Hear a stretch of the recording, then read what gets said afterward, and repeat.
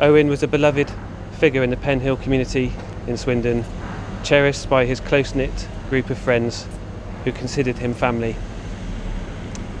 He found immense joy in the company of loved ones, friends, and his cherished dog, Jazz. He lifted Yeah, the he mood. was. You definitely knew he was there. He had charisma, big time. You know, I mean, I had 3 brothers, so I grew up with boys, but he literally was like that, happy. In December 2022, there was a very serious stabbing in Swindon, and that devastatingly led to the death of Owen Dunn, who was 18 years old. There was one person involved that was 15 and another who was 18 years old. So very sadly, that does reflect the national picture around how young people who are committing knife crime are around the country. And it's a very, very sad sort of statistic that the ages of people involved in that type of criminality and serious violence is increasingly amongst younger people.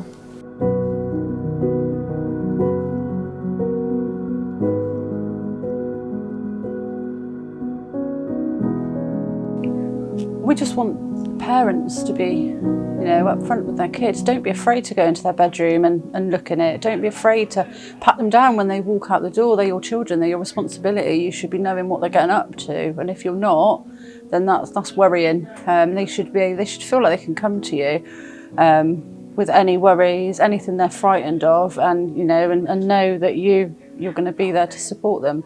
I just think at the same time that they should be made aware of the risks and the possible outcomes if they do carry any knives and things like that with them, because they might be going out with the sole intention of, I've got this to protect myself, but they're not necessarily thinking of the outcomes if they do use it, the complications for the person that they've used it on, the families, what will happen to them. So they just need to be made aware, and the parents need to know what their children are doing at all times.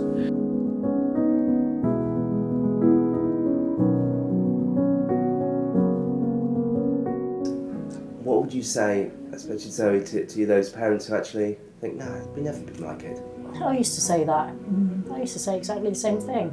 That you've just got to think it could possibly be my kid. It doesn't hurt just to check them, and do you know what I mean? Just Openly talk about it as well, I think. That's one way of going forward. I think there might be a concern around asking those questions because you're not quite sure where it might lead, and what do you do when you get those answers as well? Because nobody wants to report their child to the police, for instance, if they're concerned that their child might be committing a crime. But I think it's important for members of the public to remember that the police are really engaged with recognising that many children and young people are being criminally exploited into criminal activity. Times have changed and kids are doing things that you don't know about now, so you need to be having those open conversations and be talking to them a lot more, even if it's not a parent, if it's somebody impartial to the situation. Just talking to somebody about what you're going through as a kid is probably key. It mesmerises me sometimes. All of a sudden it's knife crimes. I mean, it's just beyond belief. Well, thankfully in Wiltshire and Swindon, the numbers of these incidents are nationally, in the national context, relatively low. Swindon has some of the lowest levels of overall crime and some of the lowest levels of knife crime in the country. And we are aware as well from a survey that was conducted locally that a lot of people, even children and young people themselves, believe that more of their peers are carrying a knife than are actually carrying. So the survey showed that only around 3% of children and young people locally would be carrying a knife. Most of those will colloquially let us know that the reasons that anybody would carry a knife would be for self-protection. And the same survey highlighted that children and young people felt that actually around 19% of their peers might be carrying a knife. And that misconception is really dangerous, because we are concerned that some of that 3% might be carrying a knife because they believe that lots of other people are too. I just think there's so many things for parents to look out for, that it is worth making them aware what they need to watch out for, to cause concern for them to check the children. What are the main things that parents need to look out for, Jo? I think they need to look out for change in behaviour. You know, are they coming in with a £300 pair of trainers? Are they going missing for days on end? Have they got more than one phone? You know, have they got new friends, new behaviour?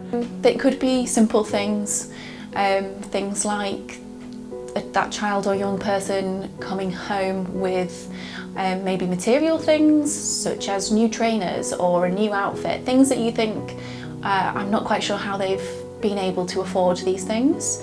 It could be virtual things potentially that they've been able to purchase online purchases that your child or young person might make.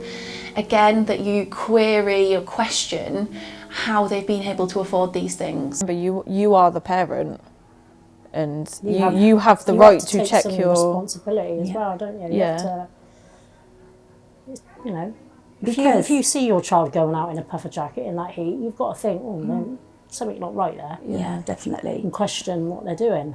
And you have to. You really got to question, because otherwise you could end up the way we've ended up, losing our Owen. Yeah. You know, and we never get over losing him. Some days I don't even want to get out of bed, but this just gives me something to focus on and try and, you know, make a difference. If I can make one kid think about taking a knife out, you know, then my job's done.